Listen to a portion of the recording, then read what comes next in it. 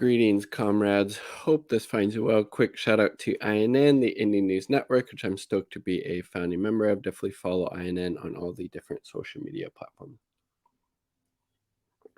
Guys, stay hydrated.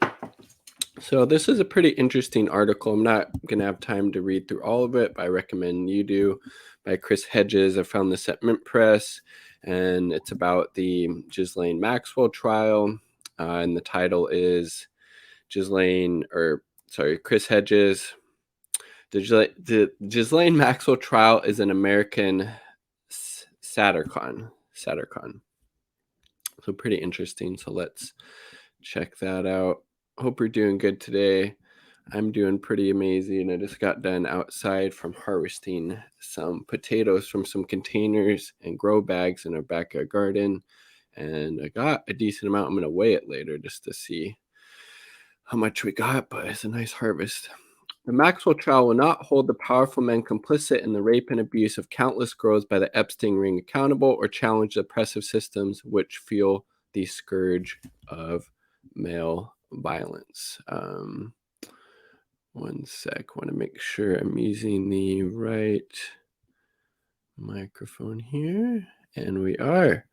We're good to go, Joe. This would be a nice thing if I had two screens, at least for live streaming, and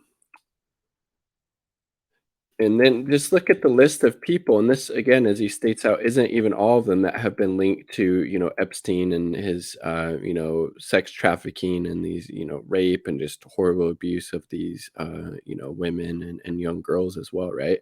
Trump, Bill Clinton, Bill Gates, hedge fund billionaire Glenn Dubin, former New Mexico governor Bill Richardson, former secretary. So that's like a typo, right? Former New Mexico Bill Richardson. You got to proofread this shit, bud. Former Secretary of Treasury and former president of Harvard, Larry Summers, Steven Pinker, Prince Andrew, Alan Dershowitz, billionaire Victoria's Secret CEO Les Wexner, the J.P. Morgan banker Jess Staley, former Israel Prime Minister Ehud Barak, real estate mogul Mort Zuckerman, former Maine Senator George Mitchell, Harvey Weinstein, many others who were at least present, most likely participated in Epstein's perpetual bacchanalia, are not in court. The law firms and high-priced attorneys, federal and state prosecutors, private investigators, personal assistants, publicists, servants, drivers, and numerous other procures, sometimes women, like Maxwell, right? But it's also evident she participated in this, I think, who made Epstein's crime possible, are not being investigated. Those in the media, political arena, and the entertainment industry aggressively and often viciously shut down and discredited the few voices, including those of a handful of intrepid reporters who sought to shine a light on the crimes committed by Epstein and his circle of accomplices, are not on trial. It's just Maxwell, right? Just kind of the scapegoat, even though like the tentacles of this just this horrible, Epstein sex trafficking ring reach wide and far, as he's pointing out here, right? Videos that Epstein apparently collected of his guests engaged in their sexual escapades with teenage and underage girls from the cameras he had installed in his opulent residences and on his private island have been mysteriously disappeared. Wonder what happened to those, right?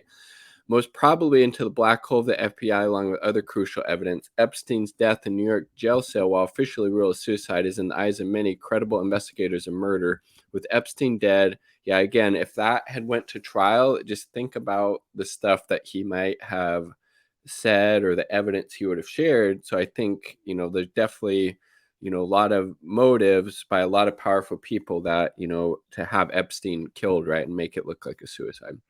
And Maxwell sacrificed, the ruling oligarchs will once again escape justice, as they almost always do, right, in this fucking criminal legal system that we have in the United States, because it's not a criminal justice system. We need to keep reminding myself that it's a criminal legal system.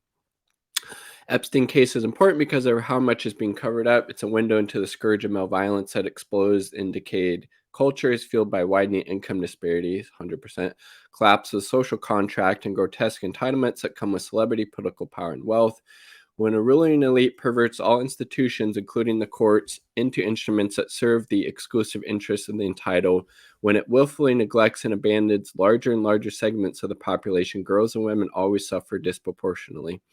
struggle for equal pay, equal distribution of wealth and resources, access to welfare, legal aid that offers adequate protections under law, social services, job training, healthcare, education services have been so degraded they barely exist for the poor, especially poor girls and women, particularly poor girls and women of color, right? Women traditionally burdened with the care, and LGBTQ folks as well, and other vulnerable marginalized groups, right? For sure. Women traditionally burdened with the care of children, the elderly, and the sick, stripped of control of their own bodies in states that seek to deny reproductive rights, are cornered, unable to make a living and secure legal protection. This is always a go of patriarchy, and in this degraded world, girls and women are easy prey for pimps, pedophiles, and rapists, such as Epstein as accomplices. These men look at their victims not as children or young women in distress, but as human trash, no more worthy of consideration than a slave, which in fact many of these girls and women have become. Licentious, money. Let me know if I'm pronouncing that right. Money drenched, morally bankrupt, intellectually vacuous ruling class, accountable to no one, free to plunder and prey on the weak like human vultures, rise to power in societies in terminal decline, as the U.S. empire very much is. This is just another disgusting example of that. The class of parasites was savagely parodied in the first century satirical novel Satyricon by Gaius Petronius, written during the reign of Nero. Epstein and his cohorts for years engaged in sexual perversions of Petronian proportions, as Miami Herald investigative reporter Julie Brown, I keep mispronouncing these, who dogged reporting was largely responsible for reopening the federal investigation. Epstein and Maxwell documents in her book Perversion to Justice, the Jeffrey Epstein story. As Brown writes in 2016, an anonymous woman using the pseudonym Kate Johnson filed a civil complaint in federal court in California alleging she was raped by Trump and Epstein when she was 13 over a 4-month period from June to September 1994. I loudly pleaded with Trump to stop, she said in a lawsuit about being raped by Trump. Trump responded to my pleas by violently striking me in the face with his open hand and screaming that he could do whatever he wanted, Brown writes. Johnson said that Epstein invited her to a series of underage sex parties in New York Mansion where she met Trump, enticed by promises of money and modeling opportunities. Johnson said she was forced to have sex with Trump several times, including once with another girl, 12 years old, whom she labeled Mary Doe. Trump demanded oral sex, lawsuit said, and afterwards he pushed both minors away while angrily berating them for the poor quality of their sexual performance, according to a lawsuit filed April 26 in U.S. District Court, Central California. Afterward, when Epstein learned that Trump had taken Johnson's virginity, Epstein allegedly attempted to strike her about the head with his closed fist. Angry he had not been the one to take her virginity. Johnson claimed that both men threatened to harm her and her family. She never revealed what had happened. Jesus Christ, man. Lawsuit states Trump did not take part in Epstein's orgies, but liked to watch, often while the 13-year-old Kate Johnson gave him a hand job. It appears that Trump was able to quash the lawsuit by buying her silence. She has since disappeared. These mediocrities, yes, drunk with their own self-importance, equate celebrity, power, and wealth with wisdom. Petronius's Trimalchio, the archetypal self-made millionaire whose vulgarity and stupidity make him one of the great comic buffoons of literature, is more than matched by Epstein, who organized pretentious dinners for those in his secret billionaires club, which included Musk, Gates, Solar, Kamangar, I haven't heard of them, Jeff Bezos. Epstein, as a guest in his Petronius chapter dinner with Trimalchio, dreamed up bizarre schemes of social engineering, including Epstein's plan to seed the human species with his own DNA by creating a baby compound, a sprawling estate in New York. Jesus Christ. And look at this. Epstein, who regularly entertained and funded the work of Harvard faculty, was made a visiting fellow at Harvard's Department of Psychology. Although he had no academic qualifications that made him eligible for the position, he was given a key card and passcode, as well as an office in the building that housed Harvard's program for evolutionary dynamics. He referred to himself in the press releases as science philanthropist Epstein, education activist Epstein, evolutionary Epstein, science patron Epstein, and maverick hedge funder Epstein. I would say the criminal legal system worked for years to protect Epstein. The legal anomalies including the disappearance of massive amounts of evidence incriminating Epstein, saw Epstein avoid federal sex trafficking charge in 2007 when his attorney negotiated a secret deal with Alex Acosta in the U.S. Attorney's Office in Miami to plead guilty to the lesser state charges of soliciting a minor for prostitution. Jesus. Prominent men accused of engaging in Epstein's carnival of pedophilia, including an attorney and former Harvard law professor Alan Dershowitz, brazenly lie and threaten anyone daring to call them out. Dershowitz, for example, claims that an investigation, which he has refused to make public, by the former FBI director Louis Freeh, proved he had never had sex with anyone of Epstein's victims. Virginia Guthrie. He had sent repeated threats to Brown or editors of Miami Herald. I mean, Jesus Christ. So it goes on. Definitely worth reading in the full. Struggle for liberation and justice by women is central to the struggle for liberation and justice for everyone. We will not resist the radical evil before us. We will not resist the radical evil before us without women if we are denied access to ideas and leadership of women, in particular women of color. So we must decry the violence and exploitation against all of the oppressed. We must also recognize that male violence against women, including prostitution, its promoter pornography, is an especially insidious form of violence. It is a tool of corporate domination and capitalism. It is ingrained in the racism, exploitation, imperialism, and colonialism, 100%. But it also exists outside the structure of the capitalism, imperialism, and colonialism. More women have been killed by their domestic partners since 2011, and all Americans killed in September 11th, and in the wars in Iraq and Afghanistan. Predatory male power infects the left as well as the right, the anti-capitalist as well as the capitalist, the anti-imperialist as well as the imperialist, and anti-racist as well as racist. It's its own evil, and if not defeated, there will be no justice for women or anyone else. Agreed.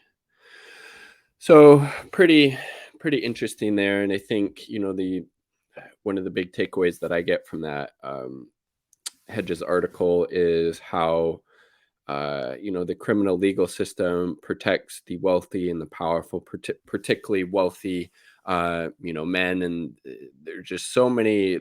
This Epstein sex trafficking ring touched. That's a bad word. Connects to so many different wealthy and powerful people, former presidents, former heads of state, wealthy business people, CEOs, academics like the former Harvard law professor Alan Dershowitz, Bill Gates, etc. And yet, how none of them are in court having to testify and go on record about any of the things that they've been alleged to have engaged in, and just really disgusting system, and how, yes, as Hedges points out, male violence is connected to all of these systems, and whether we claim to be anti-capitalist, socialist, communist, anti-racist, anti-imperialist, these patriarchal tones run through all of these movements, and something that definitely needs to be addressed. And if anybody is oppressed, if anybody is not free, then we're all not free, because that's just how it works, right? I forgot who said that, but it's a very good point, right? If if there's somebody oppressed anywhere, if there's somebody having these acts of violence committed against them, whether it's sexual assault, rape, enslavement, domestic violence, etc., then we're all guilty of that, because we need to work to create a system and ways to hold people accountable that engage in those really egregious behaviors, right? Like the video, if you like the damn video, subscribe for more content. Quick shout out to the 2 Uber comrades supporting my channel, my partner in Indie Left News. Peace, much love. And again, this is another thing, obviously, and Hedges points out, the vulnerable and marginalized, as with all these various issues impacting our society and the broader world. It's the most vulnerable, marginalized, who are most impacted by things like male violence, and this unfortunately is just another example of that, right? Peace, much love.